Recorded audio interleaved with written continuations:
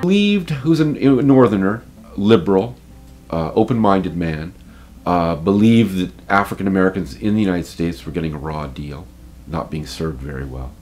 He kind of came up with this idea that there was no way that black people would be able to get a fair deal in America, and that the best option for them was to go back to a land that they could call their own, that they could govern over themselves.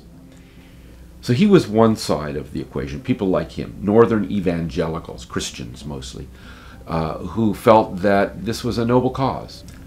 On the other side, you had people like Thomas Jefferson, who these were sort of progressive-minded planters. They owned slaves, but many of them felt that slavery was a doomed institution, that it wasn't going to last. It didn't make economic sense. It just wasn't fated to survive in the modern world.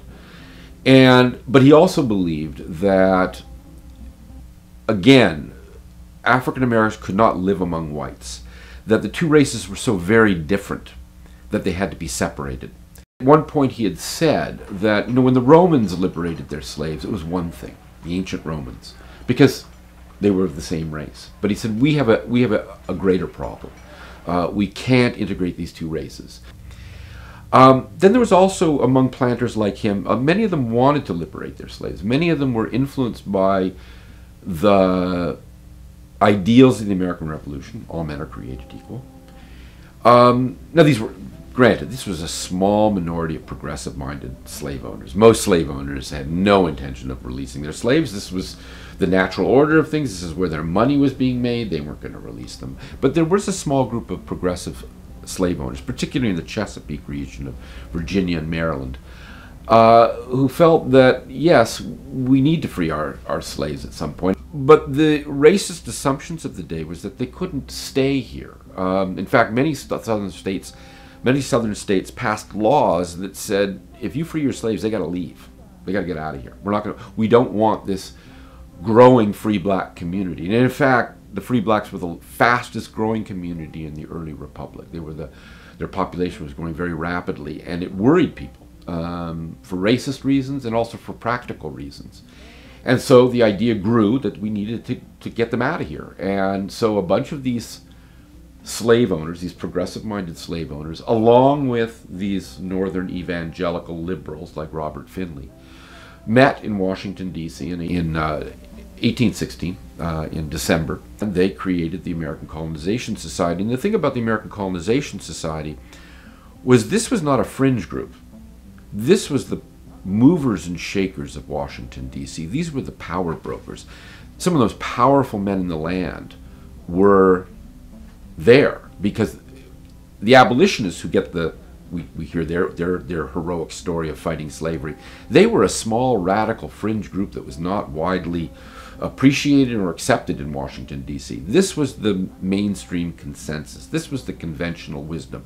If we're going to free the slaves, we've got to get them out of America. They don't have a right to be here. And so the American Colonization Society was founded on that principle. The man who presided over that meeting was nobody less than Henry Clay, who was the Speaker of that U.S. House of Representatives, the second most powerful politician in America after the President, chaired the meeting. And Monroe, the President, who became President shortly after the meeting, was a paid-up member of the Virginia Auxiliary of the American Colonization Society. So this was not a fringe group. This was mainstream, powerful politicians behind this. Abdul Rahman faced the agony of parting from those he loved most.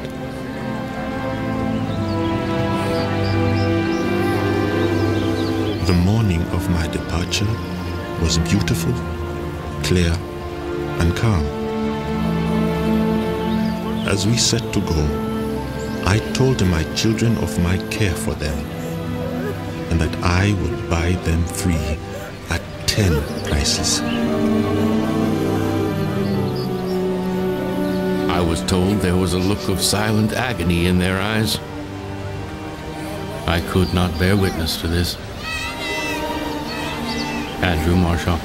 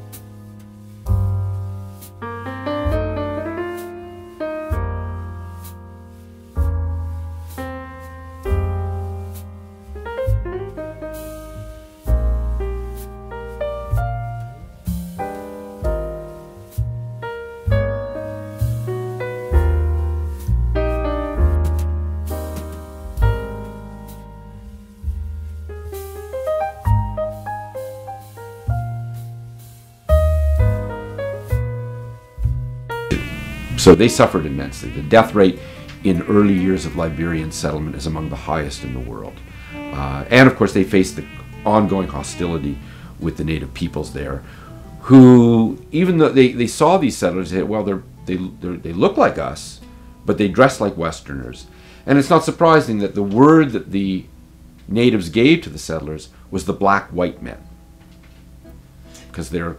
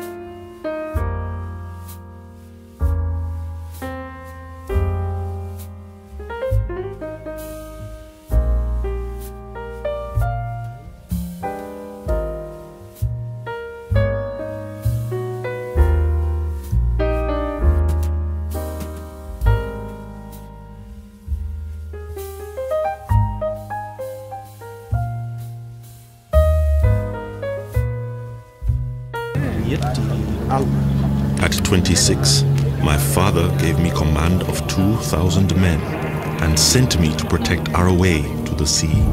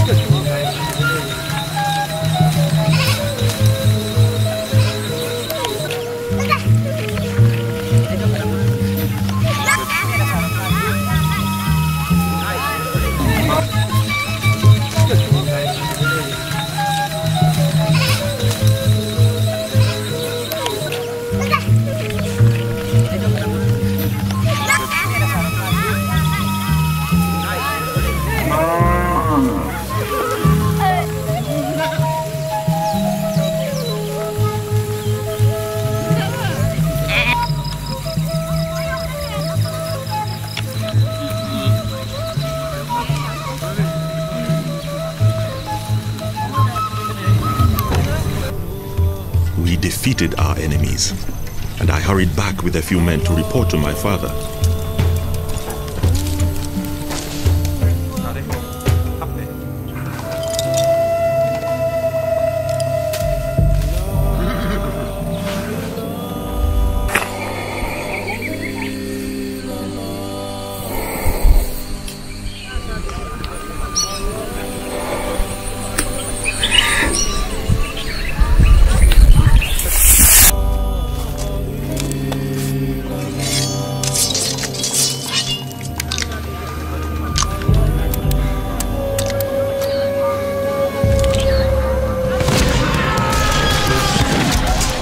We were ambushed.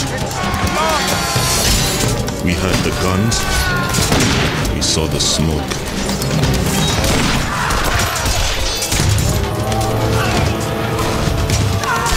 And my men dropped like rain.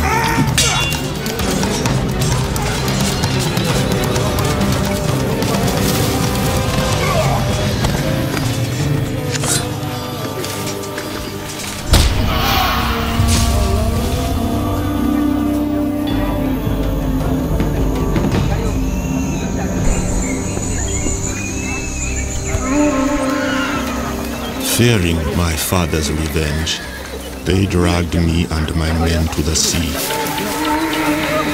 They bound me, pulled off my shoes, made me go barefoot 100 miles, and led my horse before me.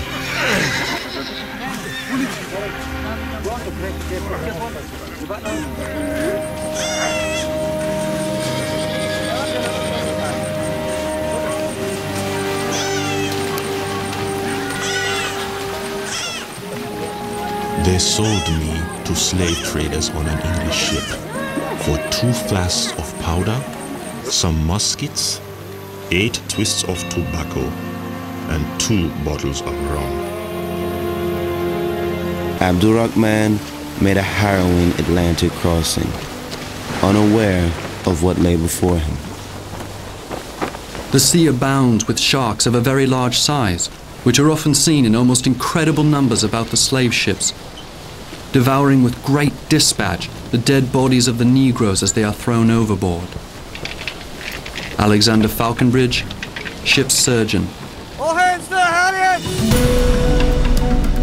The Africa was en route to the Americas to feed the New World's hunger for slave labor.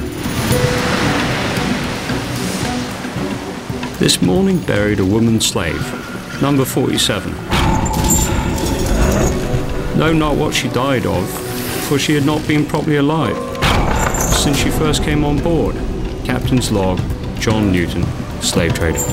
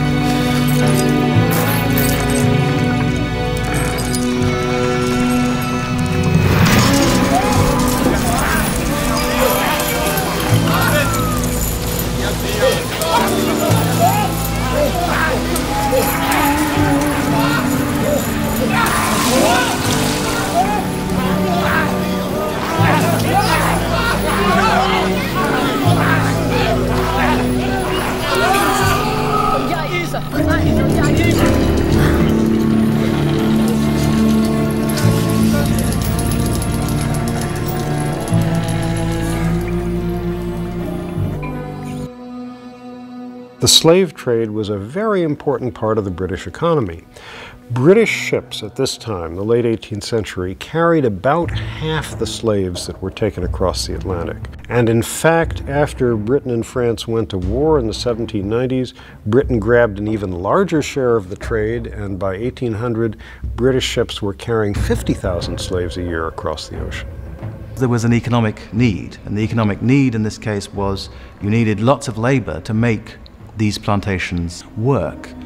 Planters in the West Indies felt, as they put it at the time, it was cheaper to buy than to breed. This was a business. It was a very well-established business. It underlay much of the British economy. It underlay all kinds of cultural institutions. The library at All Souls College, Oxford, was built with the profits from a slave plantation in Barbados. Portman Square in London was one of the capital's most exclusive addresses. 6 of the 13 families who had mansions there made their money from slave plantations in the West Indies. There was no thought that these slaves were human beings. So this was cargo. You start thinking of people as cargo, as units, then they're not human. When you decide somebody is not fully human, whether it's a passenger on a slave ship or an inmate of a concentration camp or a prisoner somewhere who's being mistreated, then there are no limits. And then terrible things happen to people. This North Atlantic slave trade, which has been bolstered by 2 factors, racism on the one hand, in that Africans exclusively are being brought into this trade, and capitalism on the other hand, distorted and made slavery something qualitatively different and exponentially more brutal than that was what was known in African societies. This was the largest forced migration in human history, draining away some 12 million people in 400 years.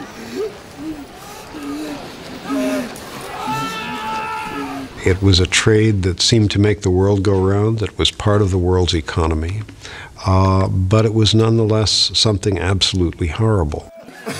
Stacked like cords of firewood inside the ship's dark hold, Abdul Rahman and 170 other slaves crossed 3,000 miles of ocean before he was sold again.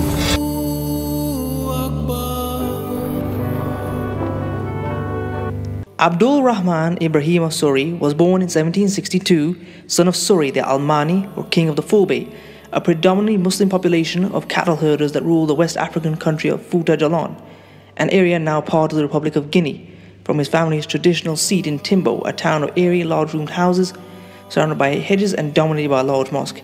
Economically, the Ful were traders acquiring salt and European manufactured goods in exchange for the pearls of full-bay craftsmen, in exchange too for slaves, members of rival tribes defeated in battle. As a prince, Abdul Rahman received a traditional Muslim education, beginning with learning to read and write passages from the Quran. His aptitude for his studies persuaded his father to send him abroad for further education, first to Messina in what is now Mali, then to Timbuktu. When Islam reached West Africa in the 8th century, Muslim historians began to write about West Africa as it spread throughout the area. Documents about the history of this region show Arab historians knew it as the Balad al-Sudan, the land of the blacks. The empires of Ghana, Mali, Songhai, Timbuktu, and Gao became the first sub-Saharan people to accept Islam, early as 850 AD. Commercial centers provided the first places of worship as traders began to have prayer areas in the towns. These centers of trade invariably became symbols of African civilization, showcasing an Islamic learning dynasty. The community was governed under the Islamic Sharia system, and scholars began gathering to share vast resources of knowledge. Al-Bakri, the Muslim geographer, provides an early account of ancient Ghana in his book, Roads and Kingdoms. He describes Ghana of 1068 as highly advanced.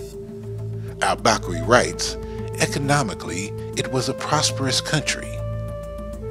The king had employed Muslim interpreters, and most of his ministers and treasurers were also Muslims.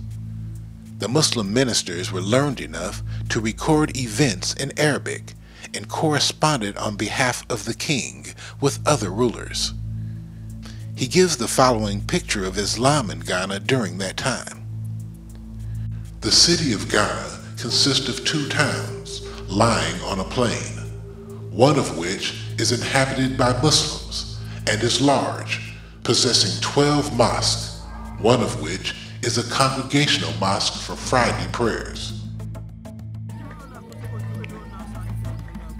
West African griots tell the story of a woman named Bucktu who settled near the banks of the Niger early in the 11th century. She maintained a water well which became a social center and stopping place for caravans of travelers. A village was formed which was later named Timbuktu.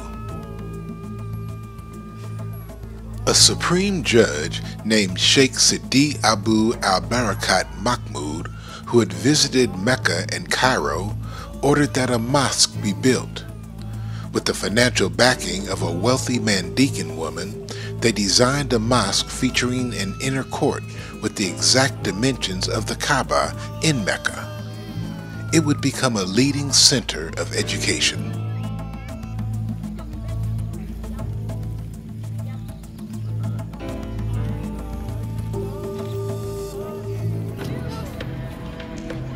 Timbuktu had long been a destination or stop for merchants from the Middle East and North Africa. It wasn't long before ideas as well as merchandise began passing through the fabled city. Since most, if not all, these traders were Muslim, the mosque would see visitors constantly. The temple accumulated a wealth of books from throughout the Muslim world, becoming not only a center of worship, but a center of learning.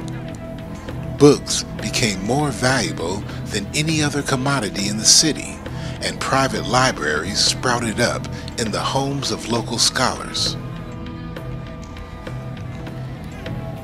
In addition to books, Timbuktu accumulated navigational maps and logs from geographers throughout the world.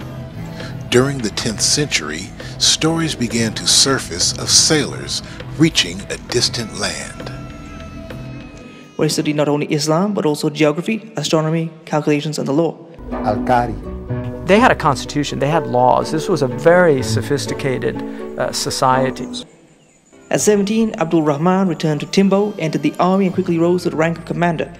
It was during this period that Ibrahima met a white person for the first time, John Coates Cox, a marooned Irish ship surgeon who was found ill and insect-bitten and brought to Sori, who provided shelter and care until Cox regained his health and returned to Ireland.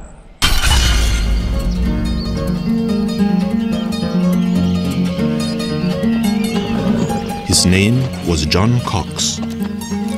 He served as a ship surgeon on an English vessel. He had gone ashore, and when he could not be found, his ship sailed without him. He fell ill and stayed for 6 months with the greatest hospitality. He was the first white man to reach Timbo. While Europe was in its dark ages, great civilizations developed in West Africa. Inventive, sophisticated nations that were both politically and economically astute. At the time of his birth, Abdul Rahman's beloved Fouta Djallo rivaled any kingdom in its intellectual and spiritual development. The Fulbeys, they love learning. They take pride in intellectual prowess. The early Fulbe settlements lay along major trade routes in the lush highlands of what is now Guinea, more than 4,000 feet above the headwaters of the Niger, Gambia, and Senegal rivers. This fertile region attracted travelers from across Africa, who in turn left their mark on the local people. The Arabs, because they were nomadic people, they were always venturing out. So by the 10th century, you begin to get these movements into West Africa of merchants, people looking for places to make money. Wherever Islam went, it's always had this attraction to local people. For a time, Islamic culture flourished peaceably alongside indigenous beliefs. What would account for such a rapid spread of Islam in West Africa is that these were tribal communities. So if one person became Muslim, oftentimes if it was the tribal chieftain, for instance, the whole tribe would become Muslim. The devout, who came in the late 17th and early 18th century, were more organized and committed to bringing non-believers into the community of the faithful. Those who resisted, mostly enemies, were increasingly unwelcomed in Fouta Djallon, and many migrated away. Parce que le Fouta, on dit tout, mais il y a trois au Fouta. Le Fouta n'a pas eu comme eux en termes de beauté et de courage. C'est Mossori, le fils de l'Almambo Karbiro, qui était le général de ses armées, Modiagib, le fils d'Alpha, qui était le général de ses armées, et Alpha Brahman Koïn, le fils d'Alpha Ibrahima, le fils de Salou Kenobala Koïn, qui a fait la bataille, qui a vaincu Jankewani. Finally, in 1725, Muslims founded the theocratic empire of Fouta Djallon. It would rise to be one of the great kingdoms of West Africa, like Djenné and Timbuktu, under an elected sovereign and 8 almami who governed its 9 provinces. Donc ça, c'est pour vous dire qu'il y avait une organisation au Fouta. Tenez compte, vous avez une capitale politique, vous avez une assemblée nationale, vous avez une cour suprême, vous avez une cour de justice et vous avez un no man's land où les gens pouvaient se réfugier au cas où ils commettaient des crimes, ils venaient à Kankalabé. Tout ça, nos parents l'ont fait. Timbo became its political capital for the next 170 years. Nous sommes arrivés à Timbo par une rue. We arrived at Timbo and entered the city on the banana trees-lined avenue. The rain surprised us at the very moment when the inhabitants were gathered at the mosques. Gaspard Théodore Molien, 1818. Timbo was at the foot of a mountain. It was a village of perhaps 5,000 or 6,000 people. The houses were mud wall, conical, with sloping roofs. Almost every house had a courtyard, and usually the courtyards were surrounded with hedges so that people walking the streets and cul-de-sacs could mind their own business when they went by. Les hommes sont beaux, forts. They are handsome men, strong and brave. They are intelligent. They are mysterious and prudent. Antoine Golbery, West Africa, 1787. The Fulbe of Fouta Djallon placed great emphasis on a couple of things. One was a great care of their hands. The other was their hair, which they wore long in braids, often down onto their shoulders. So that was their status symbol. And it's like a three-piece suit or a bow tie, you know, today in America for an official ceremony. That was their dress code. Les gens sont riches. Toutes les femmes ont... The inhabitants are wealthy. All the women have silver jewelry, large golden earrings, and they wear togas in blue tie-dye. All signs of luxury among Africans. Gaspard Théodore Molien, West Africa, 1818. Beyond wealth and attractiveness lay Fouta Djallon's most precious asset. This was a nation deeply rooted in spiritual and intellectual pursuits. This was a theocentric or theocratic society. Power rested with Allah. The chief, the temporal chief, was just an instrument of God. And I think that Islam amongst the Fulbe was very important in giving them a very unique identity and reinforcing certain aspects of their personality as a proud people, even amongst other West African Muslim tribes. Fouta Djallon scholars wrote the only version of the Quran in Pulaar, the local language, while other indigenous literature developed using the Arabic alphabet. There were schools in almost every town, and the kingdom became a magnet of learning for nations in West Africa. Education was Abdul Rahman's birthright. Because he was the son of a nobleman, it would have been absolutely necessary for him to be not only literate, but erudite, and so he becomes a student of knowledge. Islam is a very literacy-based tradition. There's a lot of learning that has to happen. One has to be taught the Arabic, rudiments of Arabic, to know the prayer and to learn to recite the Quran and to be conversant with the literature, the sources of the religion. At age 12, he was sent, his father, noticing his aptitude for this, decided to send him to the large cities of the East so that he could continue his education. This meant traveling about 1,000 miles down the Niger River to the city of Jenne, which was an ancient sub-Saharan town, a market town of great consequence and a center of Islamic learning. We would consider it the Harvard of West Africa. This is where you went to sit with the cream of the crop. Those scholars would have held their ground in any intellectual circle in the Muslim world. Abdul Rahman was a contemporary of Thierno Muhammadu Samba Mombeya, who is the Shakespeare of Fouta Djallo. He may have known the powerful verses and poems of Thierno Samba, written in Pular, but entirely embedded in Islam. And it begins like this. Ya jom nanugol, hedo hala gorel, jayingel loungel si afala malal, iungel esaidu Muhammaduel, selenke lenyol futanke laral. Mombenke hodande e lash ariyanke to kappe e malikiyanke datal. Africa did produce men of learning. Africa did produce civilized, highly civilized individuals and societies. Africa did produce men of dignity and principle. And I think this is one of the very powerful points that the life and times of Abdul Rahman Ibrahim drives home for us.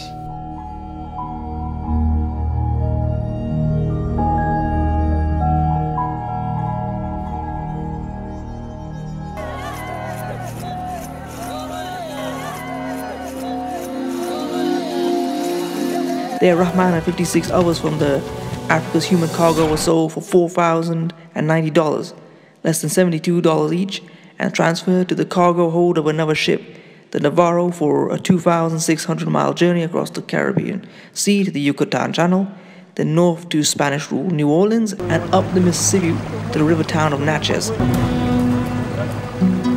I could see this was a big port and a big city, but it looked smaller than Timbo.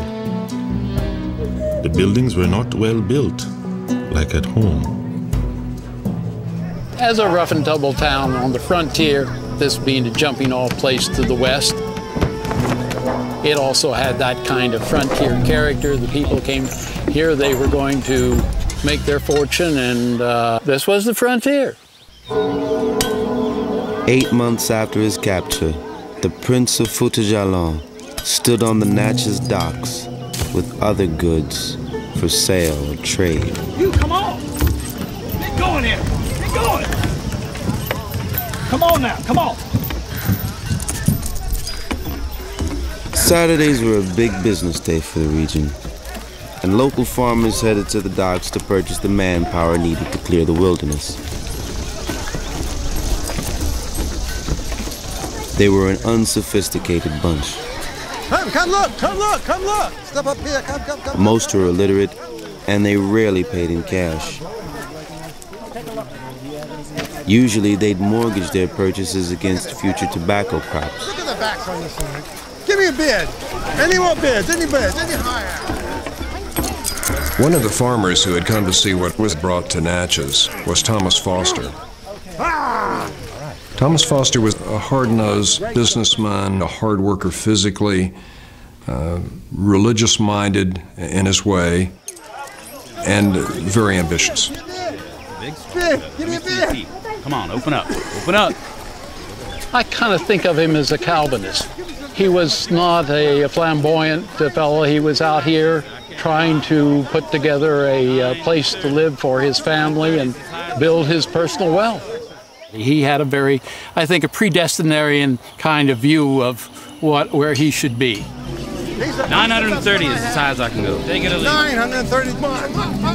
What you're essentially doing is you are removing the identity of an individual. $930. $930 sold to fine Africans. And you are giving him a very different identity, one that you as a slaveholder choose. And this communicates very effectively that the person is now a slave, the person is now chattel, the person is now someone who is owned. Sepan cuantos esta carta vieren, como yo, Thomas Edwin. I, Thomas Edwin, Realmente y con efecto, a Thomas hereby Foster, sell to Thomas Foster 2 brute Negroes for the sum of 930 pesos, y quedarán hipotecados hasta el entero. and they will remain mortgaged until they are paid for in full. For a little hard cash and 2 promissory notes, Foster purchased Abdul Rahman and Samba, one of his soldiers. Foster had no idea who Abdul Rahman was, nor did he care. His only concern was that the long-haired African with no apparent disease or injury would work his land and justify his investment. After the purchase was completed, Abdul Rahman headed to the Foster farm. Foster was a native of South Carolina who had immigrated to the Natchez district just a few years earlier.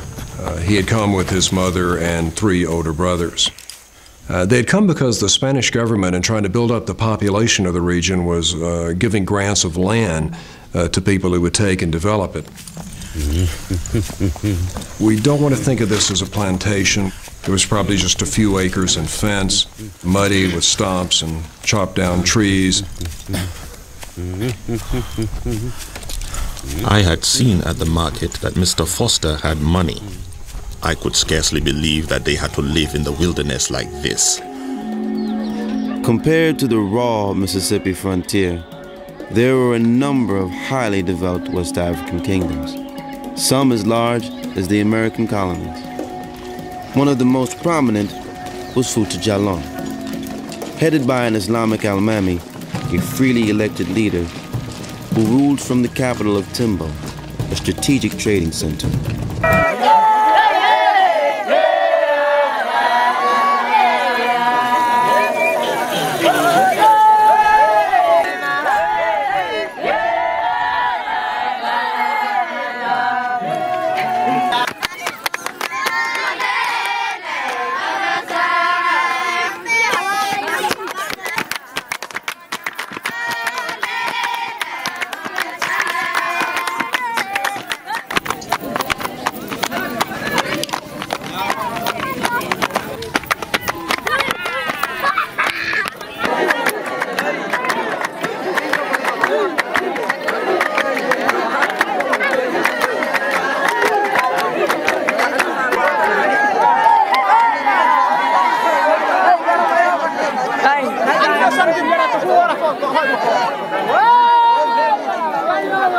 Floor planters examined the African captives on auction there on August Saturday in 1788, but only one of them, Thomas Foster, could pay cash.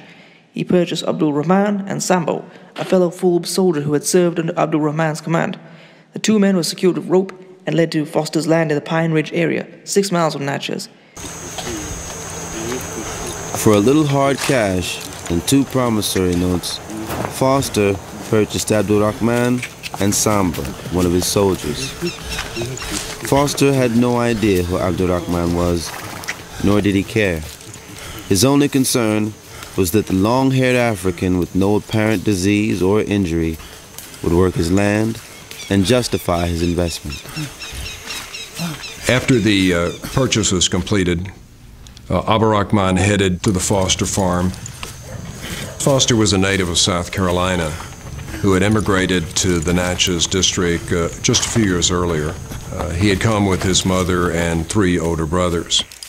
They had come because the Spanish government, in trying to build up the population of the region, was giving grants of land to people who would take and develop it. We don't want to think of this as a plantation. It was probably just a few acres and fence, muddy with stumps and chopped down trees. I had seen at the market that Mr. Foster had money. I could scarcely believe that they had to live in the wilderness like this. Further indignities awaited him. In Fouta, DjalloN, Abdul Rahman's long plaited hair had been a symbol of distinction. The plaits were immediately cut, though Abdul Rahman struggled so hard that he had to be tied to a tree. I don't want to hurt you, but I will if I have to. Come on. Come on. The first order of business for Thomas Foster was getting some new clothes and a haircut for his new African. Moving ahead. Stop. This meant, of course, cutting off the long hair that he wore, an ornament of great beauty in Fouta DjalloN. And Abdul Rahman told a friend, under normal circumstances in his own country, he would have parted with this hair only with his life. Here he is, sheared of his hair, which was a sign of their nobility, and forced into menial labor. This land was the Abdul Rahman's home for the next 40 years.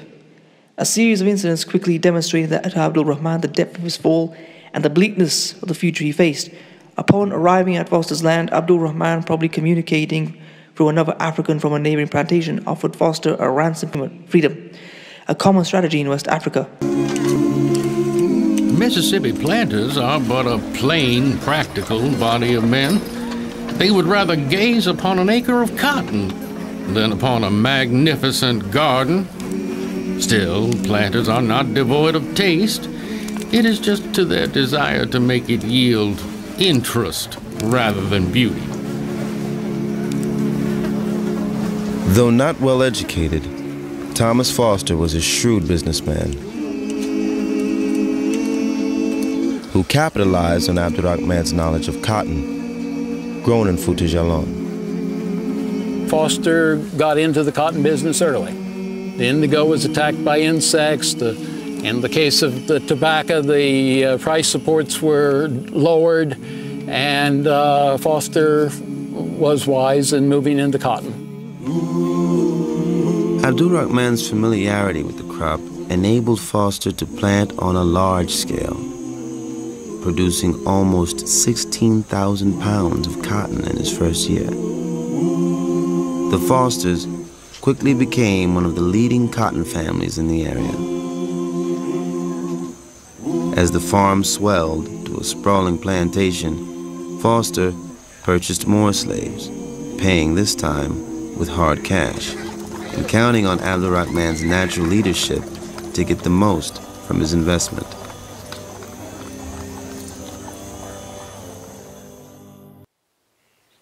Vendo realmente y con efecto a I hereby sell to Thomas Foster without further obligation or mortgage 4 slaves, all natives of the United States. Isabella, 25 years of age. Jacob, 10 years of age. Anaki, 5 years of age. And Lomanique, 2 years of age. Prince, this is Isabella. She doesn't know nothing about cotton. I want you to show her how we work the fields here in Mississippi. Yes, sir.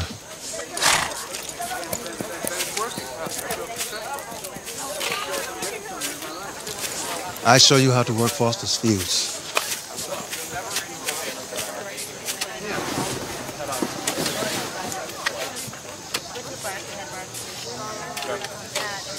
First you take the stick.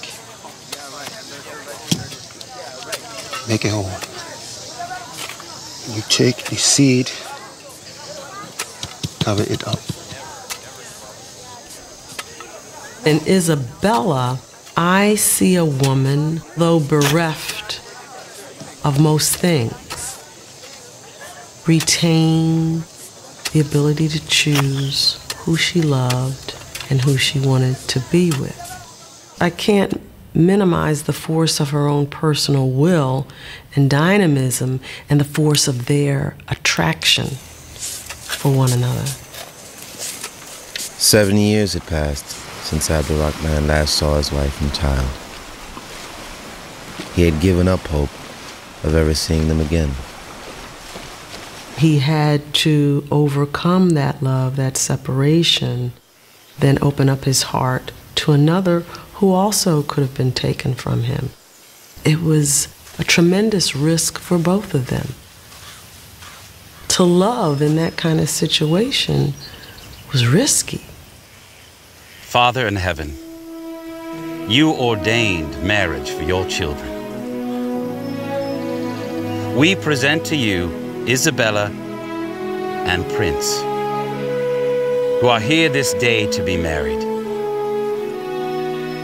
Marriage was not a legal right granted to slaves, but Foster believed that a ceremony would create a sense of stability on the plantation.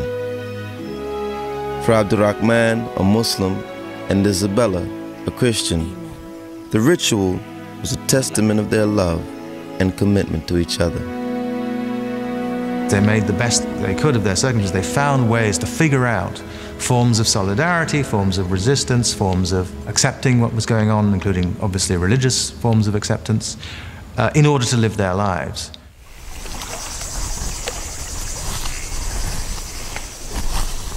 If you have faith, you will think that all of this happened for a reason that you don't know.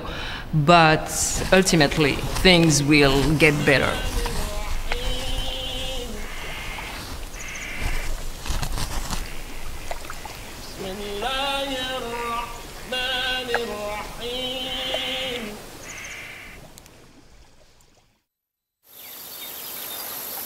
The world moved on. Abdul Rahman rose to a position of authority on Foster's plantation, and Foster allowed him to earn money of his own by growing vegetables to sell at the market. He was the person who the other Africans looked up to because he was a leader there, and he continued to be here and see that things got done. And he wasn't made overseer, he was the de facto overseer. After all, a significant number of the slaves were his own family. Ultimately, there would be 5 sons and 4 daughters born to them. Each one of these children tied a heartstring between himself and the land of his enslavement. Hey, sweetie.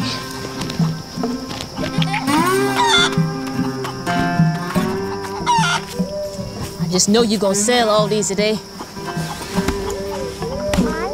Maybe we could buy a little something for the children with the money. It's just another day at the market. But we'll see. Mom, should we feed the chickens some more?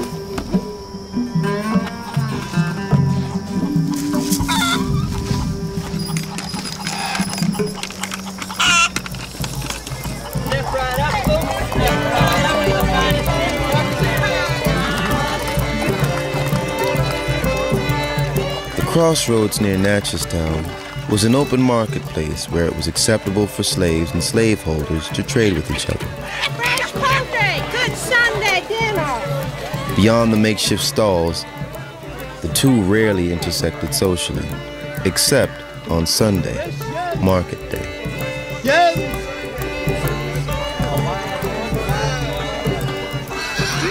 On one particular Sunday in 1807, an extraordinary event would shift the course of Abdul Rahman's life once again. Fresh yep. Go to that man. See if he has one eye. If he does, I know him.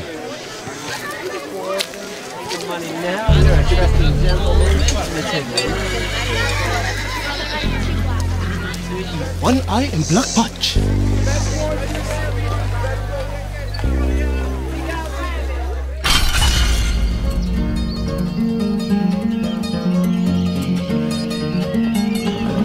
His name was John Cox. He served as a ship surgeon on an English vessel. He had gone ashore, and when he could not be found, his ship sailed without him. He fell ill and stayed for 6 months with the greatest hospitality. He was the first white man to reach Timbo.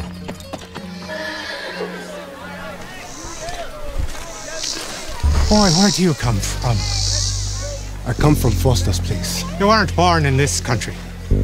No, I come from Africa. From Timbo. Yes, that is my home. And is your name Abdul Rahman? Yes, that is my name. Do you know who I am? I know you very well. You are Dr. Cox.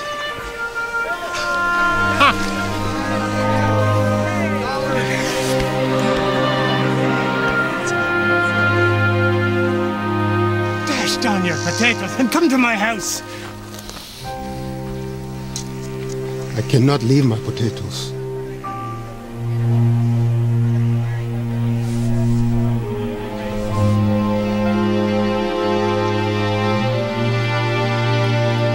I had not seen Dr. Cox since I was a young man in Timbo. He had many questions.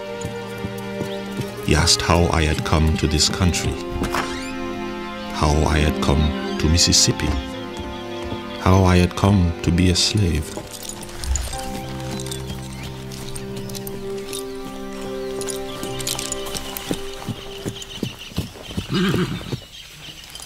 Dr. Cox was a freethinker, a respectable physician who was described by prominent residents of Natchez as a man of some eccentricity.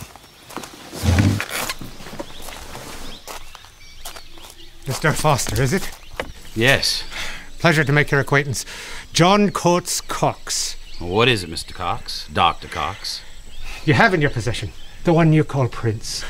Many years ago, on the west coast of Africa, I was saved by an African prince, Abdul Rahman. Wait, sir. You're saying my prince actually is an African prince? That's exactly right, sir.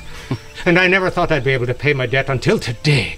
Sir, I am here to ask for the release of Abdul Rahman into my care. I'm sorry, sir. Prince is not for sale. I understand that the going rate is $550 or so. Sir, you don't understand. So you Prince cannot... is not for sale. His wife is here. His children are here. Thank you, sir. I will cannot offer help you, Dr. Cox. $1,000. Prince is sir. not for sale at any price. But, sir... Good day to you, sir. It did become the talk of the town, and I suppose in some sense that it made Foster feel like he was the man who controlled a prince. I believe Thomas Foster rejected the offer because Abdul Rahman had simply made himself indispensable on the Foster farm. Despite the cheer of the family, the confidence Foster had in him, and the friendship of Dr. Cox, he paid a very, very hard price for his accommodations. Foster prospered. His property expanded dramatically to 1,700 acres. 40 adult Africans now worked the plantation from sunup to sundown, making him richer with each season. Dr. Cox continued to seek Abdul Rahman's freedom, but Foster flatly refused. When Cox died in 1816, his son took up the cause, but Foster stood firm. For years after Cox's death, people talked about the unlikely meeting between the Irish doctor and the African prince.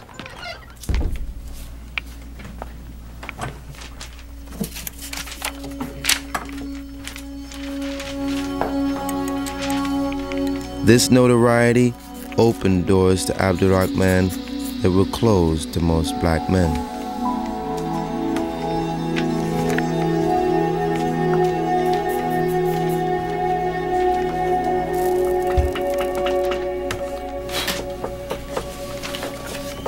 Alam, Ayohalahu, Al Habib, Al Kari, Al Habib.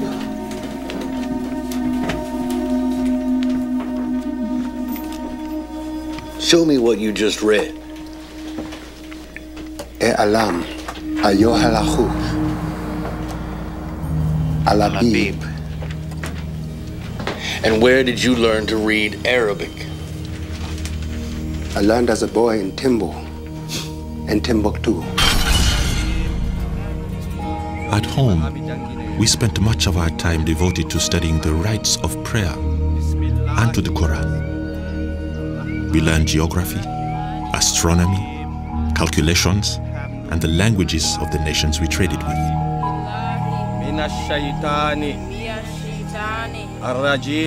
It was the first of my country's writing that I had seen since I left home. I know many languages.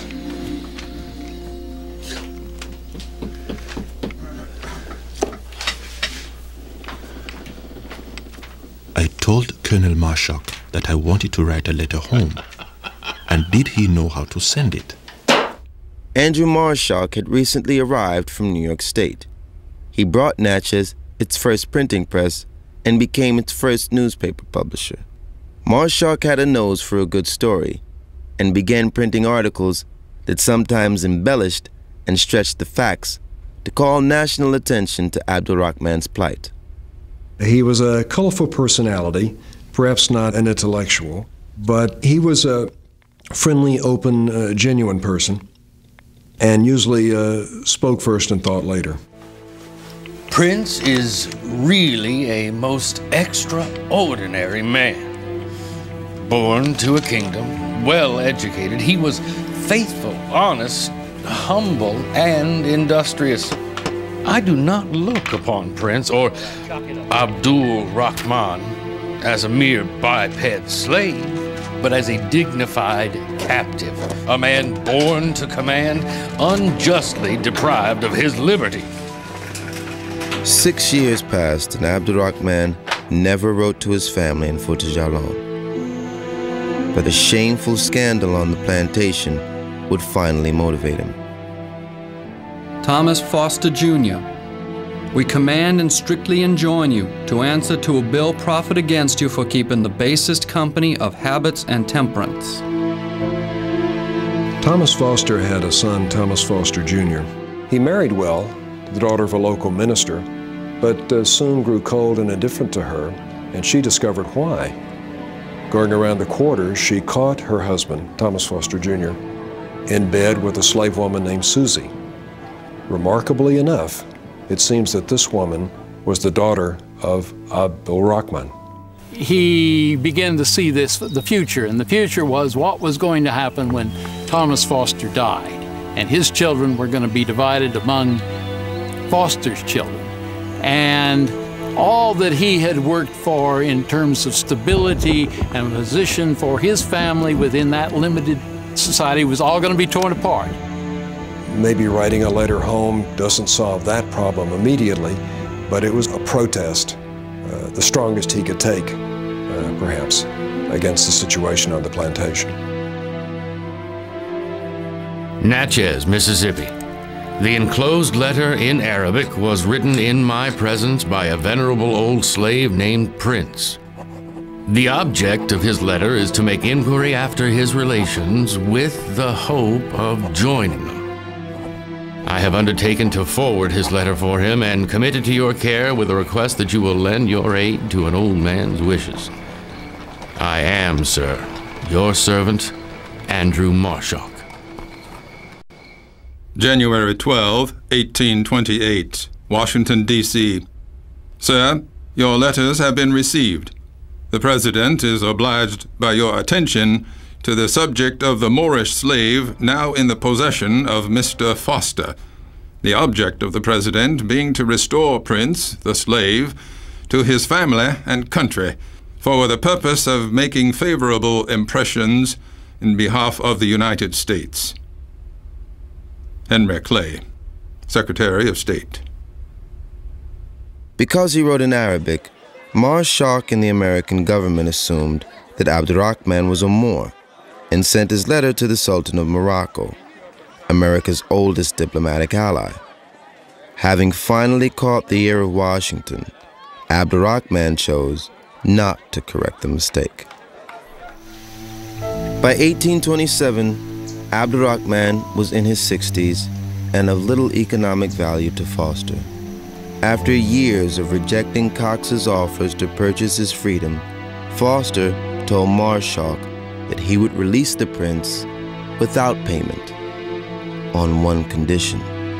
Be it known that I, Thomas Foster, have this day delivered unto Andrew Marshak the custody of said slave prince, for the sole and only purpose of his being transported to his native country by the government of the United States. Prince is not to enjoy the privileges of a free man within the United States of America. Thomas Foster. Immediately, a complication arose. If Abdul Rahman was going to be free, what about Isabella? He really couldn't imagine leaving her behind.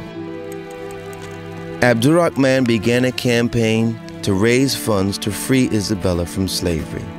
In 2 days, he collected $200 for his wife's purchase, anticipating that it would be as easy to free his children as well.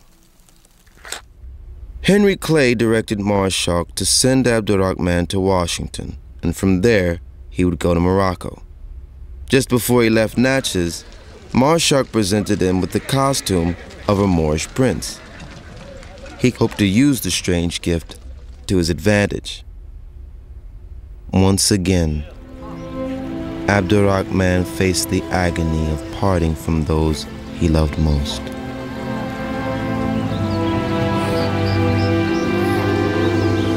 The morning of my departure was beautiful, clear.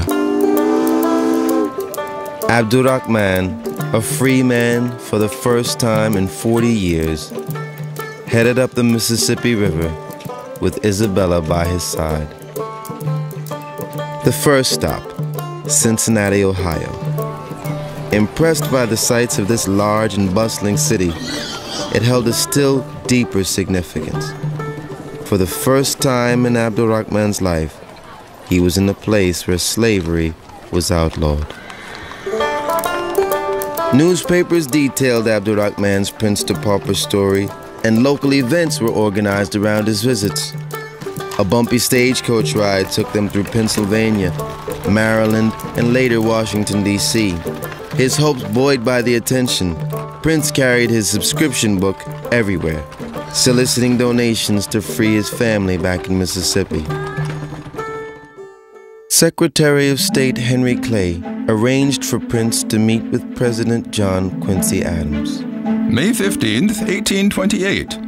Abdul Rahman is a Moor who has been 40 years a slave in this country. The Emperor of Morocco expressed a wish that this man might be emancipated and sent home. I should like to oblige the Emperor. Children, the President received me very kindly, and I expect from his kind expressions to me that he will pay every attention to my business. Fast becoming the most popular African in America, Abdul Rahman played to the press, never denying some of the more colorful descriptions of himself or his life, at least not in print. The African prince, Abdul Rahman, at the insistence of several of the clergy, has spent a few days in this city to receive contributions. He has a striking face and a clear, intelligent eye. Irish prince. He expresses the deepest sympathy for his children who are still in slavery. Their emancipation would be paramount to every other consideration. Episcopal Watchman, July 4. His visit is to avail himself to the benevolence of this community. The appeal, we are confident, will not be in vain. Abdul Rahman had an agenda. It's informed by a careful reading of the circumstances in which he finds himself. Exceptionality in the United States is, to his advantage.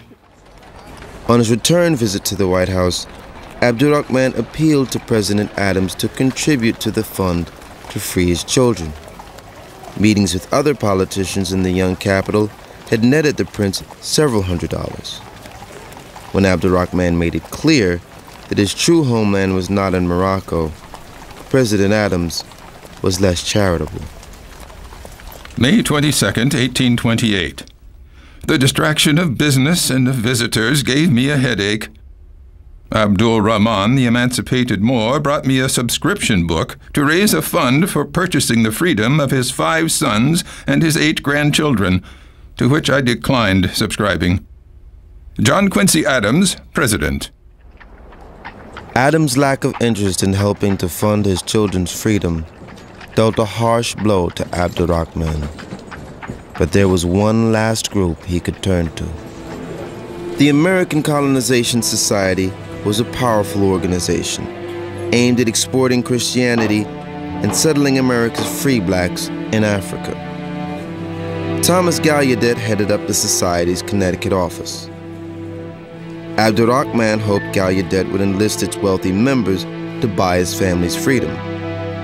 Believing Abdul Rahman to be a Christian, Gallaudet saw in him an opportunity to use the prince's notoriety to spread Christianity to Africa. Gallaudet went as far as to give Abdul Rahman a Bible written in Arabic and asked him to write the Lord's Prayer.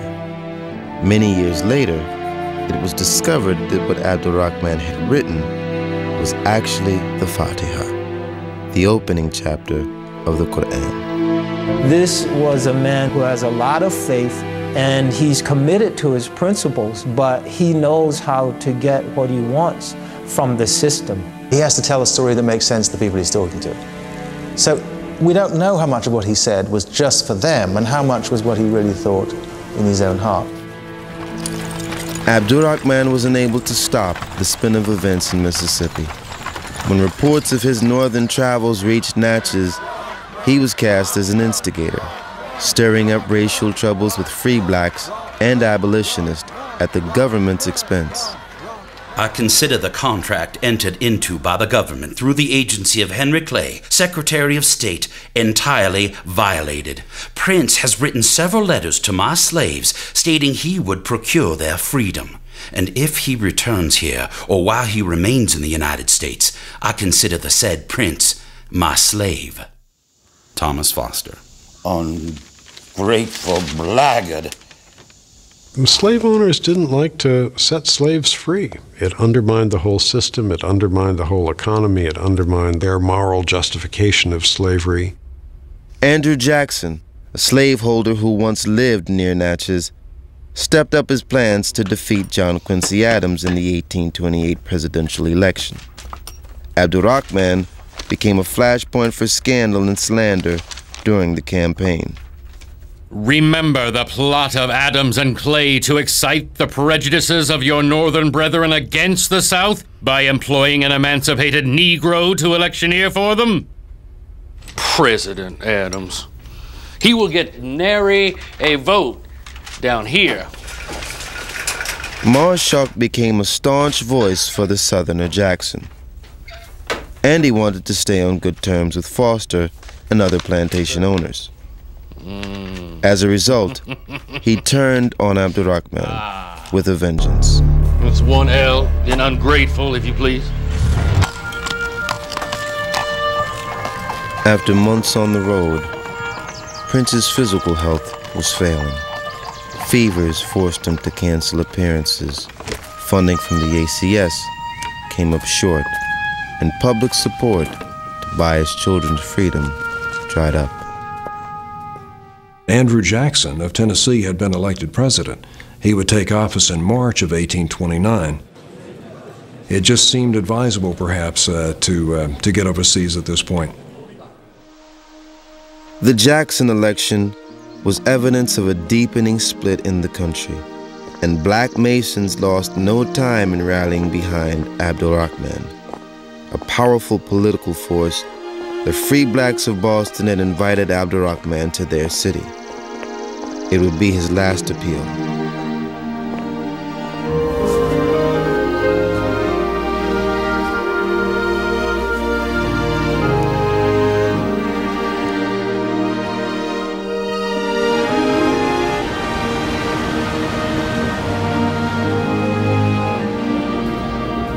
David Walker, one of the country's most respected and feared anti-slavery advocates, warmly welcomed the prince to the African Masonic Lodge.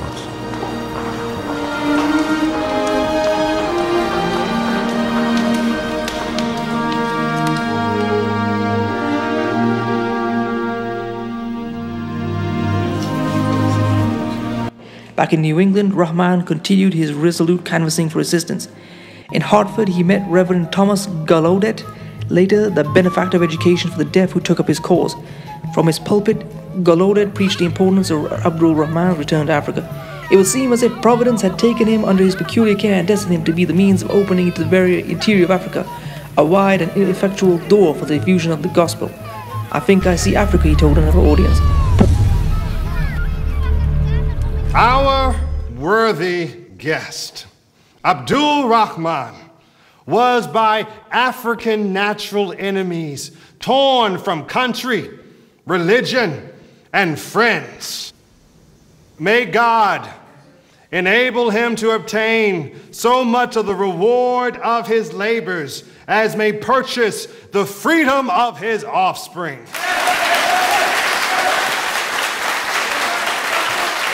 A salute and tribute to the complete success of the philanthropic undertakings of Prince Abdul Rahman and the Manumission Society.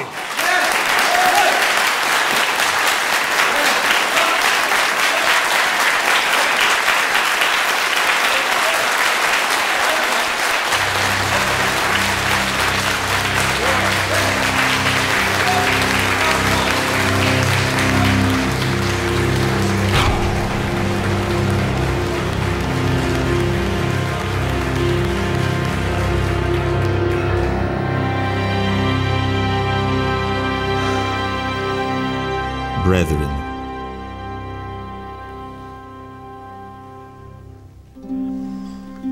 this token of respect, which this day you have been pleased to confer, will ever be held by me, Isabella, in grateful remembrance. It is time to leave this place.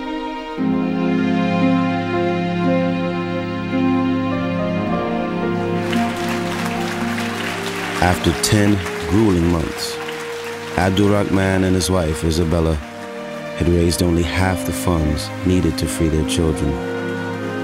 With heavy hearts, they made arrangements to leave the country for good.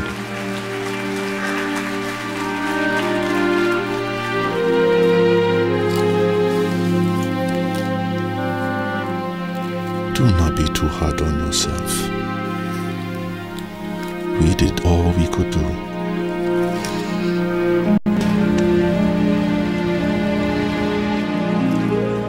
Abdul Rahman crossed the Atlantic Ocean yet again, this time on a passenger ship named the Harriet. Traveling in their best cabin, compliments of the United States government and the American Colonization Society. On March 18, 1829, after 40 years and a lifetime away, Abdul Rahman returned to Africa. Stepping ashore in Monrovia, Liberia, he laid down his prayer mat and openly bowed in prayer. As he planned his journey home to Timbo, his thoughts turned, as always, to his children. Please inform all my friends that I am in the land of my forefathers, and that I expect my friends in America to use their influence to get my children for me, and inform them of my arrival in the colony. Abdul Rahman. Abdul Rahman lived for 4 months before he contracted a fever and died at the age of 67. He would never see his beloved Fouta Djallo or his children.